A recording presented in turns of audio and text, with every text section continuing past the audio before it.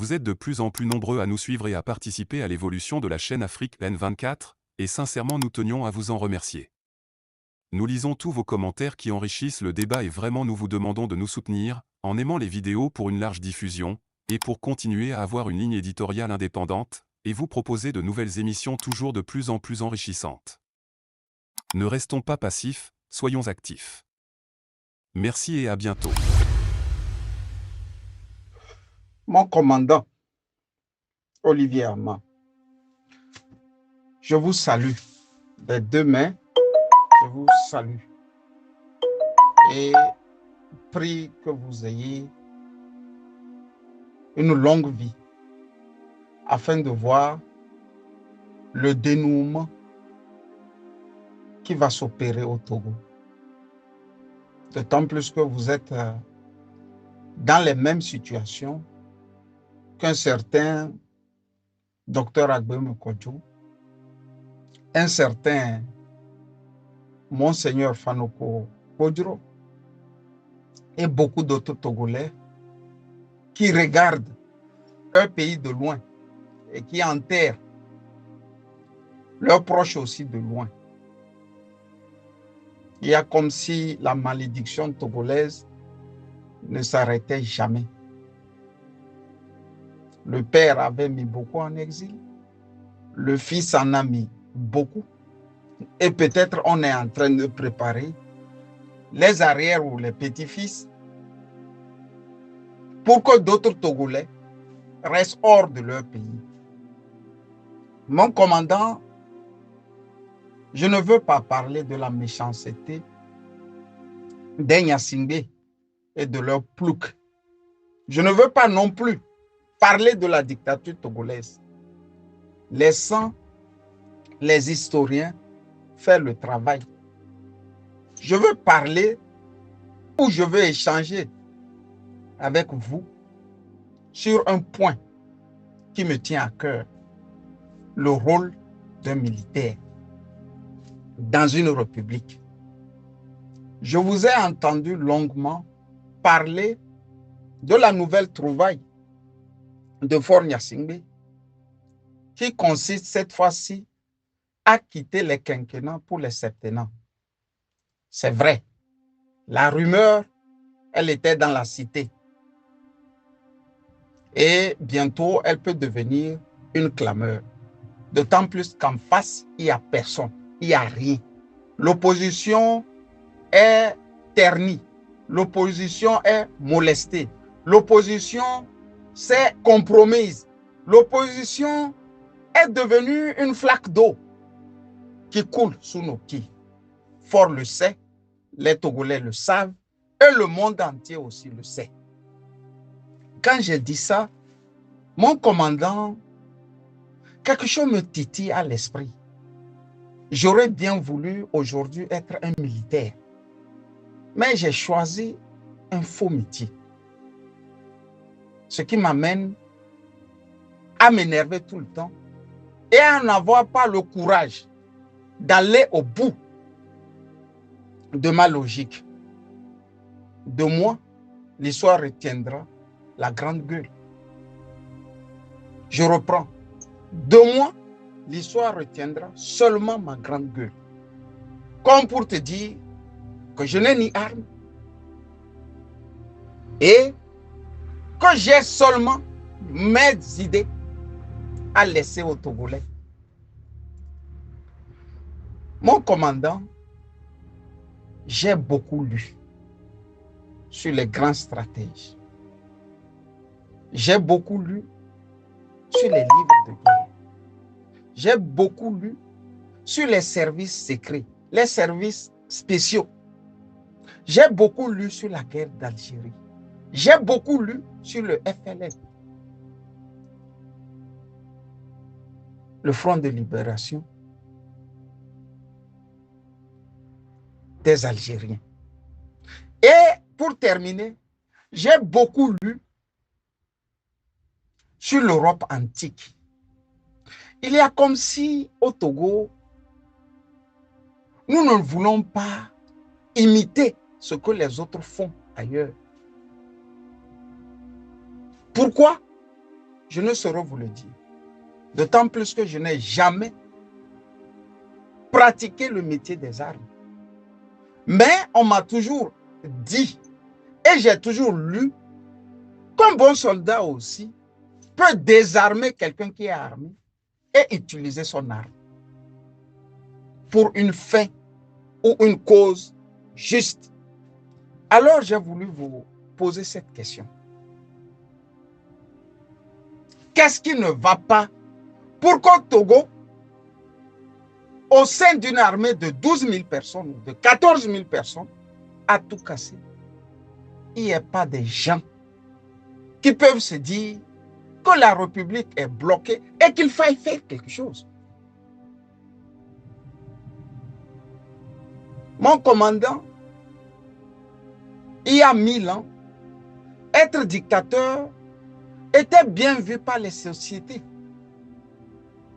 On invitait un dictateur à prendre les rênes d'une république, d'un pays, quand tout est bloqué. Il se fait qu'aujourd'hui, au Togo, tout est bloqué. Comment pouvez-vous m'expliquer qu'au sein de l'armée togolaise, on ne sait pas ou on ne connaît pas qui peut prendre le rôle de dictateur pour remettre les pendules à l'heure et drainer la masse togolaise vers un développement.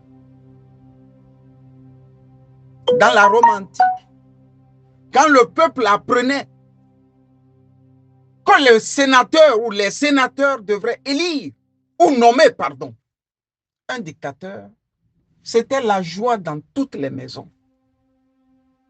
Le dictateur avait pour rôle de nettoyer les écuries d'Ogia, d'arrêter les corrompus, d'arrêter les bandits, d'arrêter les hommes à col blanc et de dépoussiérer la République de tous les oripeaux qui peuvent constituer le grand crime, le vol, le pillage, la corruption, la prostitution. Mon commandant, il est bien temps que vous ne nous parlez plus de ce que nous allons faire, mais de ce que vous, militaires, vous devrez faire. D'autant plus que la République est bloquée. C'est une question de survie. J'ai eu à le dire dans mes sorties passées. Si Faure Gnassingbé est au pouvoir, il va bien vivre. S'il n'est plus au pouvoir, il va bien vivre. Par contre, si Faure Gnassingbé est au pouvoir, les Togolais ne vivent pas bien. Il nous reste seulement une ultime chance. Il faut qu'il parte. C'est pour ça ce matin, j'ai voulu vous appeler à ne plus rester dans un exil tortueux, à ne plus vous fendre dans les communiqués, mais à disparaître et à rebondir dans des conditions où le peuple vous dirait merci. L'exil a été une bonne chose. Faure Gnassingbé fait les septennats ou veut faire ses septennats parce qu'il n'y a rien en face. Il n'y a aucune opposition. Il n'y a aucun opposant. D'autant plus que il a réussi avec sa machine financière à boucher, à boucler, à fermer, mieux, à coudre leur bec. J'en veux pour preuve tout ce que nous avons toujours dit du parti ANC qui se réclamait être le plus grand parti du Togo. Nous étions les premiers à dire que tous les ténors étaient corrompus. Je veux mettre une couche ce matin pour interpeller Jean-Pierre Fabre afin qu'il dise aux Togolais combien il a toujours perçu en tant que chef de file de l'opposition. Je reprends. Jean-Pierre Fabre est obligé de dire aux Togolais à compter de ce jour, combien il a toujours perçu en tant que chef de file de l'opposition. Les chiffres sont effarants. Mais l'homme est resté toujours égal à lui-même. Jonglant entre la naïveté des Togolais et parfois la cupidité des membres de son staff. Mon commandant, je ne veux pas absolument que nous parlions ce matin des septennats de Fort Gnassingbé.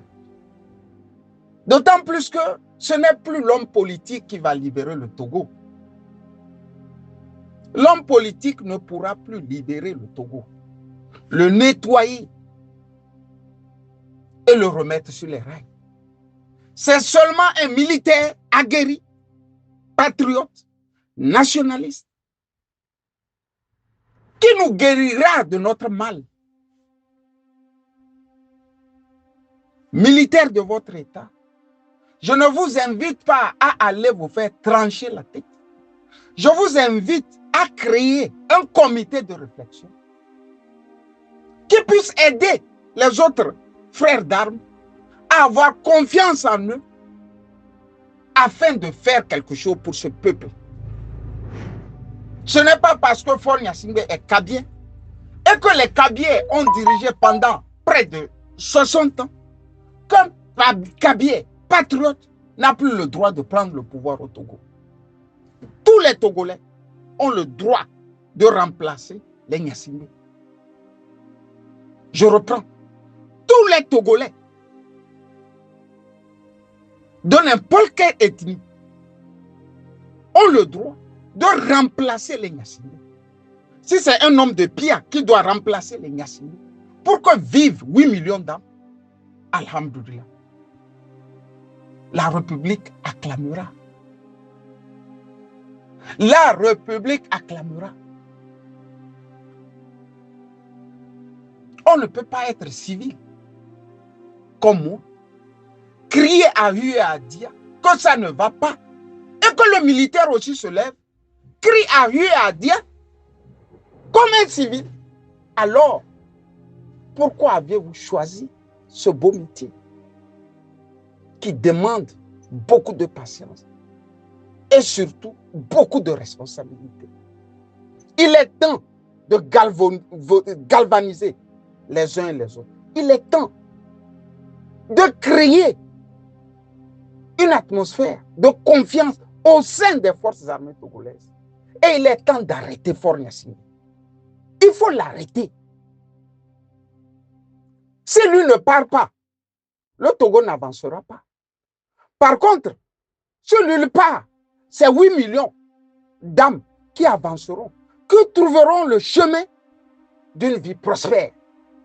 J'ai voulu vous dire que toutes les fois que vous allez sortir, laissez les politiques mentir la populace et donner les chances aux Togolais de croire en leur armée, de croire aux enfants de ce pays. Aucun homme politique ne nous dirait actuellement qu'il peut, du haut de son intelligence, changer la donne au Togo. La parole et l'avenir de ce peuple sont dans les mains d'un militaire aguerri, patriote, nationaliste. Commandant Ama, le destin de ce peuple aussi peut passer entre vos mains. J'ai parlé. Camus Chali, bonne journée à vous et bonne journée à toutes et à tous. Nous voici à la fin de ce décryptage par Camus Ali, et nous espérons vivement qu'il vous a été agréable. Nous sommes impatients de recueillir vos impressions, alors n'hésitez pas à nous les partager dans la section des commentaires si vous avez trouvé ce document informatif. En outre, nous avons remarqué que de nombreux spectateurs n'ont pas encore souscrit à notre chaîne. Votre soutien est crucial pour nous permettre de continuer à créer du contenu captivant pour l'Afrique des libertés. Pour nous encourager, veuillez cliquer sur le bouton j'aime. Exprimez votre soutien en appréciant et en partageant cette vidéo afin d'aider l'algorithme YouTube. N'oubliez pas non plus de vous abonner et d'activer la cloche de notification pour être tenu informé de nos prochains décryptages. Votre soutien continu à notre cause, celle de l'évolution positive en Afrique, est très apprécié et nous vous remercions de nous suivre. À bientôt. Likez la vidéo si ce n'est pas déjà fait. Laissez aussi votre point de vue en commentaire. Abonnez-vous et cliquez aussi sur la petite cloche de notification pour ne rien rater de nos prochaines vidéos. N'oubliez pas de partager aussi la vidéo et de la liker.